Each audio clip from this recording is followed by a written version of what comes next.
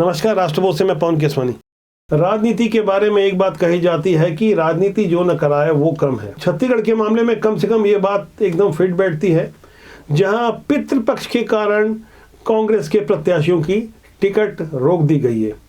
ये हम नहीं कह रहे हैं, बल्कि सीएम भूपेश बघेल की जुबानी आप वो बात सुनेंगे। दरअसल धर्म को निजी आस्था का विषय बताने वाली कांग्रेस इसे सार्वजनिक जीवन से दूर रखने की बात करती रही है, लेकिन अब धर्म, आस्था, अंधविश्वास और जादू टोने को नहीं मानने वाली कांग्रेस पार्टी की ओर से पितृपक्ष वाली बात सामने आई है। इसे हमें गहराई से समझना होगा, लेकिन पहले छत्तीसगढ़ के सीएम भूपेश बघेल के मुखारबिंद से उन बातों को सुनिए। इंतहा क्या है, तो हमारे साथी बोले कि पितृपक्ष में मत करिए, पितृपक्ष करके रुकना ही पड़ेगा ना, तो हमारी तैयारी पहले से थी। बदले हुए दौर में कांग्रेस आस्था और धर्म के विषय में बेहद चौकस रहती है। ये वही सीएम भूपेश बघेल है जिन्होंने गंगा जल पर 18% टैक्स लगाए जाने पर आपत्ति प्रकट की थी। तब केंद्र की ओर से जवाब आया कि हम गंगा जल पर कोई टैक्स नहीं लगाते, लेकिन बोतलबंद पानी चाहे वह गंगा जल ही क्यों ना हो, टैक्स तो लगेगा ही। जब वार के ऐसे पलटवार होते हैं और जब किसी सत्य को आधा बताया जाता है तो वहाँ एक बात सोचने वाली होती है, क्या आधे सत्य को पूरा झूठ मान लिया जाए? क्या यही आधा सत्य झूठ के समकक्ष नहीं है? ऐसी तमाम बातें अब हमें गहराई से समझनी होगी, जहाँ कई बार अर्थ का अनर्थ भी निकाला जाता है। चुनाव का दौर है, ढेर सारे वीडियो स्टिंग ऑपरेशन सामने आ रहे हैं। चुनाव लड़ने वाले हमारे एक पुराने मित्र ने बताया कि यदि आपको आपके खानदान के बारे में सही जानकारी चाहिए तो एक बार चुनाव लड़ लीजिए। आपके विरोधी खोद खोद कर आप ही का इतिहास बता देंगे, जिसके बारे में शायद आप भी नहीं जानते होंगे या आप भूल चुके होंगे। ऐसे ही कुछ वीडियो छत्तीसगढ़ के अलग अलग इलाकों से आ रहे हैं। एक वीडियो राजिम से हमारे पास आया है, जहां मौजूदा विधायक अमितेश शुक्ल पूरे तेवर में नजर आ रहे हैं। खानदानी नेता हैं, पिता मुख्यमंत्री रह चुके हैं। अमितेश शुक्ल का ये तेवर आप गौर करें। खून बहाता हूं, पूरा पसीना बहाता हूं, परिवार जैसे मजे बजाय सवाल का बैठ रहा तो बहिष्कार करो उसके सभा का। समाज का फोन से बात कर रहा हूँ, अधिकारी से बात कर रहा हूँ, एडिशनल कलेक्टर से बात कर रहा हूँ, औद्योगिक तरह सब बोल रहा हूँ। एसडीएम आएगा और यहाँ पर तहसीलदार आएगा, सब बात करो। उसके बाद में तो मन तमाशा करो, क्या नाम आता है तो जानता है कांग्रेसी इतना। छत्तीसगढ़ में अगले महीने यानी 7 नवंबर को पहले चरण का चुनाव होगा 20 सीटों का। वो बस्तर और राजनांदगांव के नक्सली इलाकों का चुनाव होगा, जहां पर 20 सीटों के लिए कांग्रेस और भाजपा सीधे आमने सामने होने वाली हैं। इसके बाद 70 सीटों का चुनाव होगा 17 नवंबर को, यानी समय बहुत कम है और कांग्रेस ने अपने प्रत्याशियों की सूची घोषित नहीं की है, जबकि भारतीय जनता पार्टी ने 90 में से 85 प्रत्याशी मैदान में उतार दिए हैं। फिलहाल जब नामांकन की प्रक्रिया शुरू होने वाली है, ऐसे दौर में सीतापुर से कांग्रेस के सीनियर विधायक और मंत्री अमरजीत भगत का भी एक वीडियो सामने आया है, लेकिन उनका यह तेवर अमितेश शुक्ल से कहीं आगे सीधे तौर पर अपने ही सहायक को गालियां दे रहे थे। जिम्मेदार मंत्री जी का ये तेवर आप देखिए। भाई मैं कर्मचारी गराजी बात है। गुल्लू कहाँ है रे? तुम मौज करने आता है, ये है तो बगल में रहा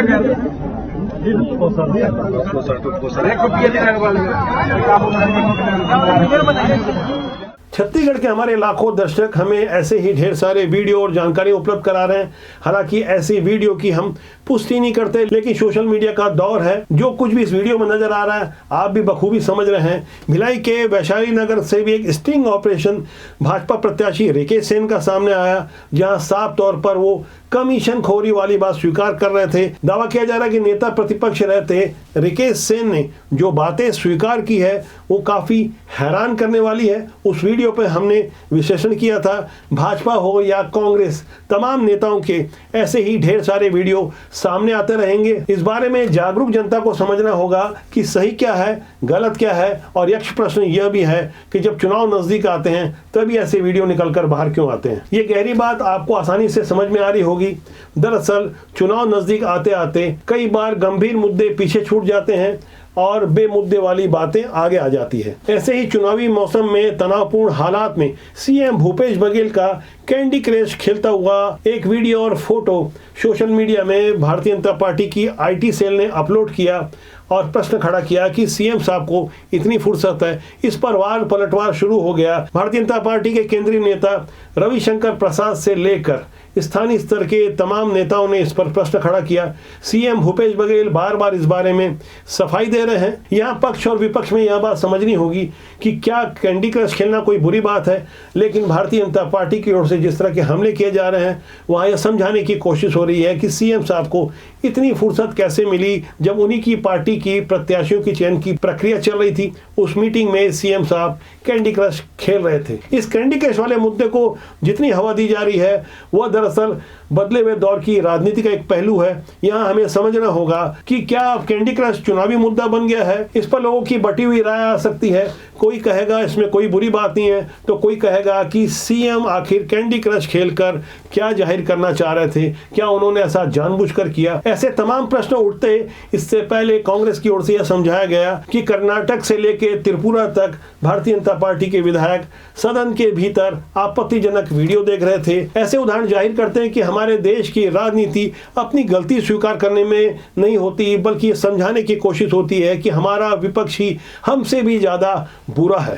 चुनावी दौर में ऐसे ही वीडियो और स्टिंग ऑपरेशन कितने गहरे मायने रखते हैं, इसे हमें बेमित्रा से समझना होगा। जहां जिला पंचायत के सदस्य राहुल टिकरिया का नाम 1 अक्टूबर की उस सूची में आ गया था जो 2 अक्टूबर को वायरल करवाई गई, जिसे बाद में भारतीय जनता पार्टी ने अधिकृत कर लिया। उस अधिकृत सूची में बेमित्रा से एकमात्र नाम राहुल टिकरिया का था। जिला पंचायत के सदस्य हैं, काफी तेज तर्रार युवा हैं, अपनी भूमिका जिस तरह से लगातार निभाते हैं, लगातार सरकार और सत्ता पक्ष के निशाने पर रहे हैं। इनके विरुद्ध 12 मुकदमे दर्ज हुए हैं। इनकी टिकट फिलहाल रोक दी गई है। भारतीय जनता पार्टी ने 85 नामों को घोषित किया है, लेकिन राहुल टिकरिया का नाम किसी स्टिंग ऑपरेशन या वीडियो का हवाला देकर रोक दिया गया है। दावा किया जा रहा है कि राहुल टिकरिया ने सोशल मीडिया में कुछ पोस्ट किया था, जबकि राहुल का दावा है कि वो मेरी फर्जी आईडी थी। ऐसे ही तमाम वीडियो आप देख सकते हैं जिसमें राहुल टिकरिया बेहद आक्रामक अंदाज में मुख्यमंत्री से लेकर उप मुख्यमंत्री के कार्यक्रमों का विरोध करते नजर आ रहे हैं। पुलिस ने उन्हें 4 बार जेल में बंद किया। जब जब मुख्यमंत्री या किसी मंत्री का कार्यक्रम होता रहा, बेमित्रा से या तो उन्हें जेल में बंद कर दिया गया या उन्हें नजरबंद कर दिया गया। ऐसे ही हालात में जब तेज तर्रार युवा लगातार अपनी बातों को रखता है, स्पंज आयरन के विरोध में खेती किसानी को बचाने के लिए वो लोगों का एक लोकप्रिय और युवा चेहरा है, लेकिन सोशल मीडिया की ये ताकत कहे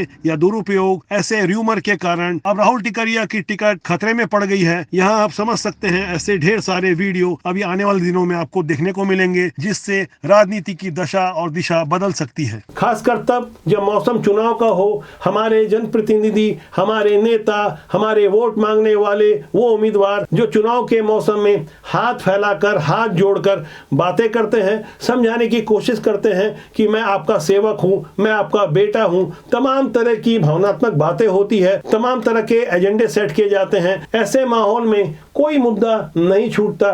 चुनाव के दौर में जनता घोषणा पत्र और एजेंडे को काफी बारीकी से समझती है। पिछले कुछ चुनावों में आपने गौर किया होगा कि जनता गहराई से जाकर न केवल मुद्दों की समझ रखती है, बल्कि नेताओं की योग्यता को भी परखती है। अगले महीने यानी नवंबर में 5 राज्यों के चुनाव होने जा रहे हैं। यहाँ किसी भी पार्टी ने, किसी भी राजनीतिक दल ने अपना घोषणा पत्र जारी नहीं किया है। महिलाओं को लेकर भारतीय जनता पार्टी ने जिस तरह से यह जाहिर करने की कोशिश की है कि हमने महिला आरक्षण का कानून बनाया है, तो कांग्रेस भी यहाँ पीछे नहीं रहने वाली। वह यह समझाने की कोशिश करेगी कि हमारे समर्थन से ये कानून बना है। ऐसे माहौल में छत्तीसगढ़ में एक्ट्रेस और मॉडल अर्चना गौतम की रायपुर की एक स्थानीय अदालत में पेशी होती है। दरअसल वो एक गंभीर मसले पर छत्तीसगढ़ आई हुई थी। उनका आरोप है कि इसी साल 26 जनवरी 2023 को जब रायपुर में कांग्रेस का अधिवेशन हो रहा था, उस दौरान कांग्रेस की सबसे पावरफुल महिला नेत्री राष्ट्रीय महासचिव प्रियंका गांधी वाड्रा के सचिव संदीप सिंह ने उनके साथ बदतमीजी की, अपमान किया, गाली गलौज किया। ऐसे ही अभद्र व्यवहार की शिकायत स्थानीय थाने में जब नहीं लिखी गई, तो उन्होंने उत्तर प्रदेश के मेरठ के प्रतापपुर के थाने में एक शिकायत दर्ज कराई। शिकायत वहां कायम हुई, जिसकी डायरी रायपुर में भेजी गई। उसी सिलसिले में अर्चना गौतम अपने पिता के साथ रायपुर आई हुई थी, जिनकी ओर से दावा किया गया था कि अर्चना गौतम दरअसल राष्ट्रीय महाधिवेशन के समय प्रियंका गांधी वाड्रा से मिलना चाहती थी। उनके पीए संदीप सिंह ने उन्हें रायपुर बुलाया था, लेकिन अधिवेशन स्थल के मंच पर ही संदीप सिंह ने उनके साथ सार्वजनिक रूप से अपमानजनक व्यवहार किया। इतना ही नहीं, उनका यह भी आरोप था कि संदीप सिंह ने उन्हें कहा कि उसे उठवाकर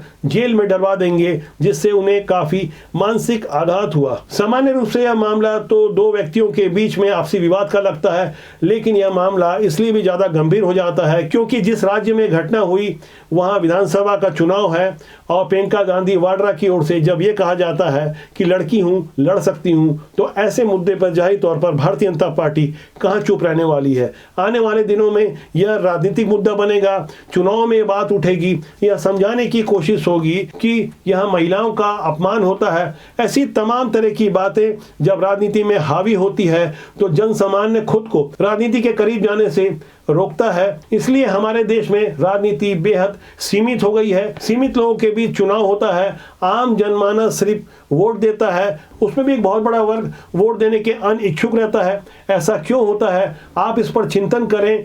राजनीति बुरी नहीं होती, राजनीति में काम करने लोग अच्छे या बुरे होते हैं। दरअसल कुछ लोगों ने मिलकर राजनीति का स्वरूप और तस्वीर ऐसी बना दी है जिससे आम आदमी राजनीति के करीब आने में हिचकिचाता है। ऐसे में आप समझ सकते हैं, यदि बुरे लोग राजनीति में हावी रहेंगे तो जाहिर तौर पर देश और समाज का कैसा भला होगा। यदि आप वास्तव में समाज और देश का हित चाहते हैं तो अच्छे लोगों को प्रमोट करें, राजनीति में अपनी भरपूर हिस्सेदारी दें। जब कोई नेता आपसे वोट मांगने आए तो उनसे उनकी क्वालिफिकेशन पूछिए, किए गए कार्यों के बारे में पूछिए, उनकी पार्टी के एजेंडों को पूछिए और ये भी पूछिए कि आपने पहले किया क्या है और आखिर हम आपको वोट देंगे, अपना भविष्य 5 साल का गिरवी रखेंगे। इतना बड़ा फैसला लेने से पहले हम आपसे सवाल तो जरूर पूछेंगे और वो नेता ईमानदारी से जवाब देते हैं, तब आप उन्हें परखिए क्या वास्तव में वो आपके नेता बनने के लायक हैं भी या नहीं।